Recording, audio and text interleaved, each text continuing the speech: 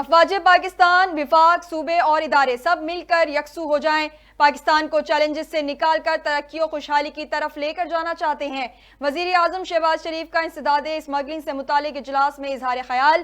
کہا پاکستان کی ترقی و خوشحالی کے لیے سیاسی افراتفری کا خاتمہ کرنا ہوگا۔ ملک کو درپیش چیلنجز کو سمجھنا اور برق رفتاری سے حل کرنا ہے۔ معیشت کی بہتری کے لیے اقدامات کر رہے ہیں۔ وفاقی وزیر خزانہ نے مہنگائی اور شرح سود میں کمی کی نوید سنا دی۔ میڈیا سے گفتگو میں محمد اورنگزیب نے کہا مہنگائی کی شرح میں کمی ہوگی، شرح سود نیچے آئے گا۔ آئی ایم ایف کے ساتھ بڑے پروگرام کی طرف جا رہے ہیں۔ 14 اور 15 اپریل کو آئی ایم ایف کے ساتھ مذاکرات ہوں گے۔ ہمیں آئی ایم ایف کا 3 سال کا پروگرام چاہیے ہوگا۔ بولے ہمارا ٹارگٹ محصولات کو بڑھانا ہے۔ ہمارے پاس چیزیں ہیں مگر ان پر عمل درآمد ہونا ہے۔ وزیر اعظم شہباز شریف نے مشترکہ مفادات کونسل کی تشکیل نو کر دی۔ نوٹیفیکیشن جاری کر دیا گیا۔ مشترکہ مفادات کونسل کی تاریخ میں پہلی بار وزیر خزانہ کی جگہ وزیر خارجہ شامل۔ 8 رکنی مشترکہ مفادات کونسل کے چیئرمین وزیر اعظم شہباز شریف ہوں گے۔ کونسل میں 4 وزرائے اعلیٰ بطور ممبران شامل ہوں گے۔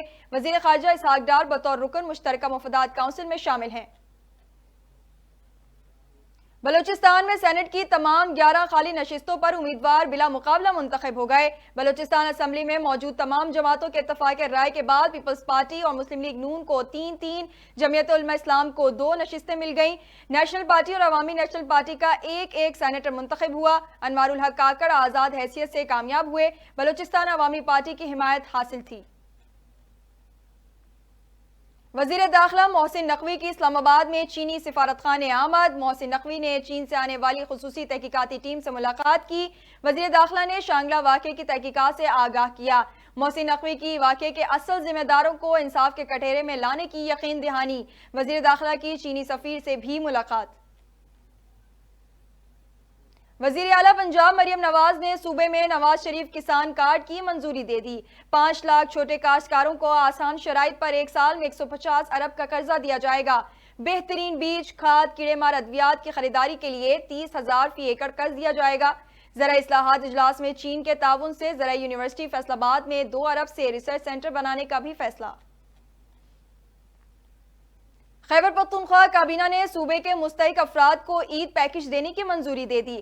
ہر حلقے میں 1000 مستحق افراد کو 10 ہزار روپے دیے جائیں گے۔ پیکج پر 1.15 ارب روپے لاگت آئے گی۔ وزیر اعلیٰ خیبر پختونخوا علی امین گنڈاپور کی زیر صدارت صوبائی کابینہ کا دوسرا اجلاس۔ ضمن اضلاع میں پولیس کو گاڑیوں دیگر جدید آلات کی فراہمی کے لیے اے ڈی پی اسکیم کی منظوری دے دی۔ اجلاس میں 2050 پولیس شہداء کے خاندانوں کو بھی 10 ہزار روپے عید پیکج دینے کی بھی منظوری۔ اسٹریٹ کرائم کنٹرول نہ کیا تو اپنا تحفظ خود کریں گے۔ وفاقی وزیر ڈاکٹر خالد مقبول صدیقی نے سندھ حکومت کو وارننگ دے دی۔